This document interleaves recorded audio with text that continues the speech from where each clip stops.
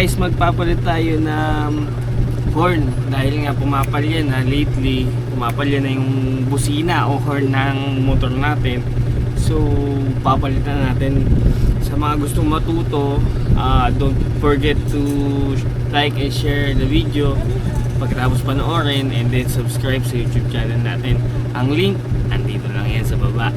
So let's go. Mahina na ba o sira na ba yung busina mo?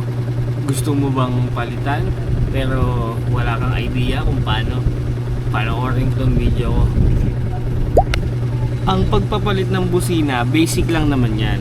Kung gusto mong matutunang magpalit or nagtitipid ka, gusto mong ikaw na lang ang gumawa nung labor ng kaysa gumastos ka sa mga mekaniko, sa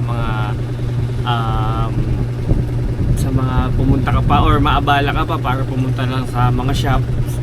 Kung gusto mo mag DIY, pwede naman. Kayang-kaya kitang turuan ng mga basics. Unang-una, disclaimer lang hindi naman din ako expert. Kumbaga may alam lang ako. Share lang din sa akin yung knowledge tungkol dito. So i-share ko lang din sa inyo yung mga basic na talagang basic or kung tawagin kayang-kayang DIY talaga. So let's go. Naka-subscribe ka na ba? So paano ba yan? Subscribe ka muna, follow, and don't forget to like and share the video. So let's go.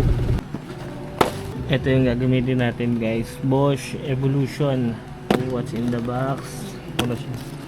Double check ko lang yung laman. So meron siyang relay, 5 pin. Tapos ayan, ayun yung mag-asawa diba? So replacement lang naman yung gagawin natin, yung wiring. Hindi na natin kailangan to, siguro pang replace na lang din natin. So tatago muna natin. Ayan, tago muna natin siya para may pamalit tayo sa susunod. Okay pa naman yung relay, yung horn lang ang kailangan natin ngayon. So ito, hindi ko alam kung para saan to, pero tingin ko sa ano to basta yun na yun. Ayan, set aside lang natin to. Ito yung kailangan talaga natin. Yan. So tawag dun, hindi na siya prone sa plastic kasi siya, kaya hindi siya prone sa rust or siguro yung ibang parts lang, ito malamang prone siya. So the rest naman, ito naman kukuberan natin to ng, may terminal naman yun, tapos kukuberan natin ng electric tape. Lagay lang muna natin itong isa, and then ito yung isa, left and right siya guys. So syempre kabit na natin. Let's go. Yo, what's up guys? Good morning. Good morning. So maggagawa tayo ngayon at may makulit na batang gumisingit sa ating camera. So pwesto natin yung motor, no? Pwesto muna natin, and then maggagawa na tayo. Let's go. So baklasin na natin yung pairings natin dahil babaklasin din natin yung ating siya. Guys, diba may nagvo-voice over na. So yung baklasin nga natin yung pairings, and then yung gilid, yung cover sa gilid para matanggal na rin natin yung horn natin. So yung horn babaklasin natin. Yung wiring, since may terminal naman siya, madali na siyang, kumbaga plug and play lang siya. Dito kasi since binaklas ko na yung sa cover, may mga LED module LED lights kasi ako dyan. So binaklas ko na rin at ginawa ko na rin, pinalitan ko na yung mga pundidong ilaw, tsaka yung wiring natin medyo na, yung wires natin naluto, medyo naluto dun sa makina. Ito na yung gagamitin natin guys. So let's go.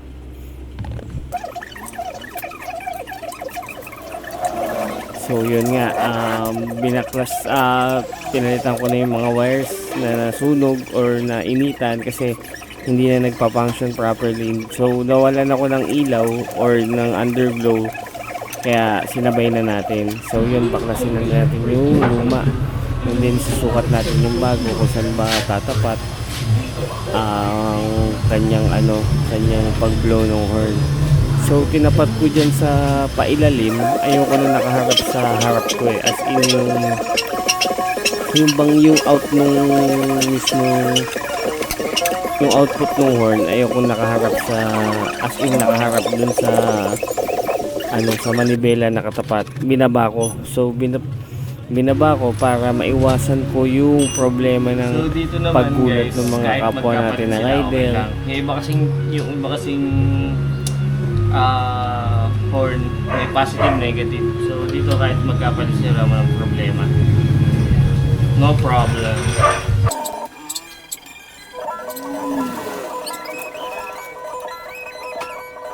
So yun guys, ako kasi hanggat hindi hindi ko kailangan bumusina, hindi ako bumusina kasi yung ibang riders natin na may taong na-offend, iniiwasan natin yun para maiwasan yung road rage sa daan.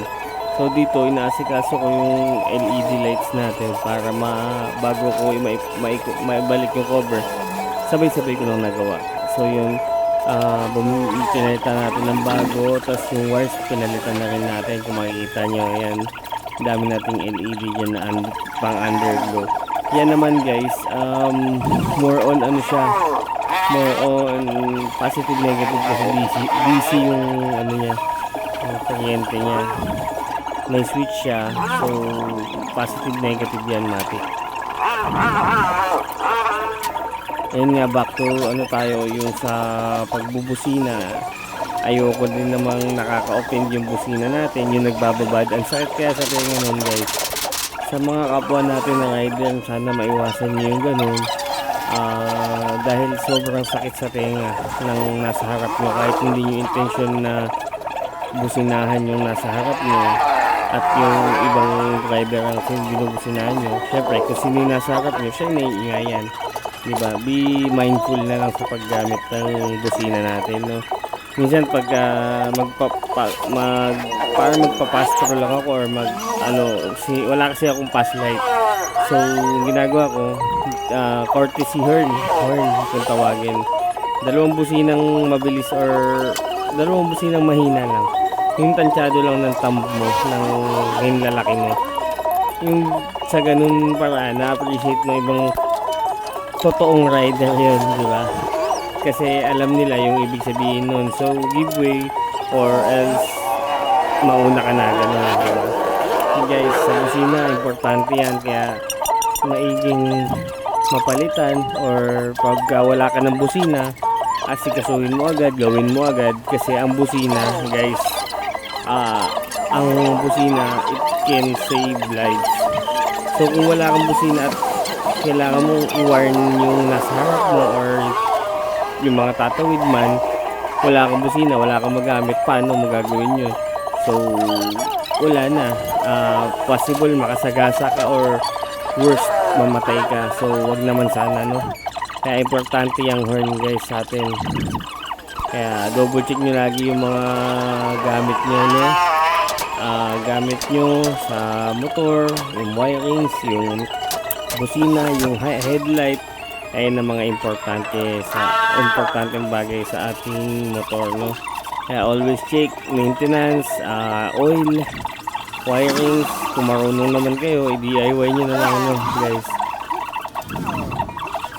Importanteng malaman natin na itong ginagawa natin na pag-wiring may positive at negative, at ang positive at negative na yun ay bawal magdikit, kundi mag-i-spark ito or masunog. Kagaling guys, napotol. So importante nga malaman natin ng positive at negative kasi nagmumula yun sa ating baterya ng motor. So ang baterya ng motor, lahat naman ng battery may positive, negative, kaya maiging may alam tayo doon. Kapag may tanong naman kayo guys, pwede nyo yung i-comment dyan sa comment section natin, no? So comment nyo kung may tanong kayo para magawa natin ng video. So dito sa part na to, naka-plug na siya sa terminal niya. So nilagyan na natin ng electric tape. Okay na yan. Plug and play lang naman yan since horn lang yung pinalitan, no? Importante talaga yung positive negative, malaman nyo para alam nyo kung ano yung hindi pwedeng magdikit. At isa pa, importante din na malaman nyo na yung pagkakabitan nyo ng kung ano man yan, lahat yan may positive negative.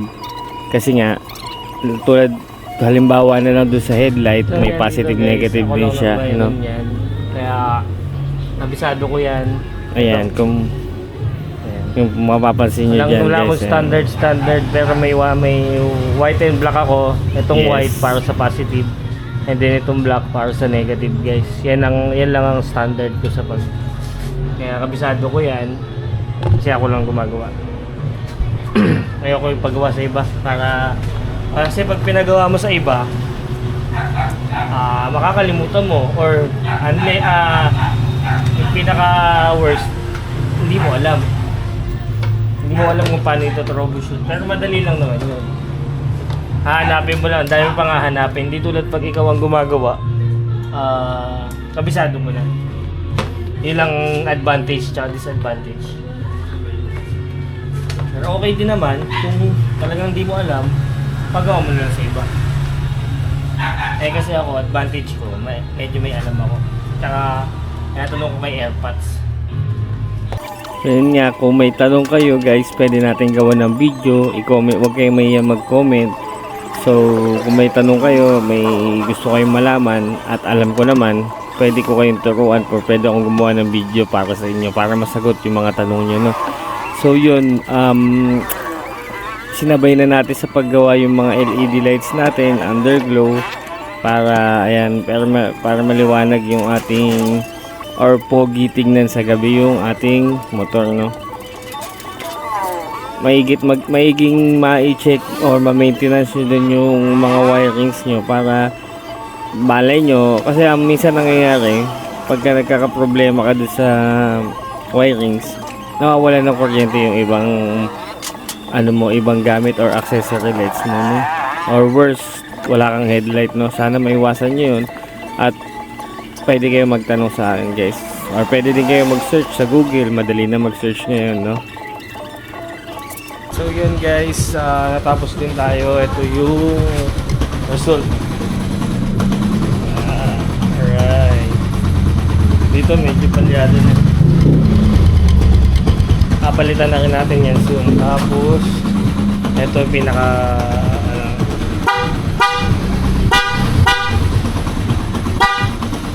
solid guys, no? So yun lang.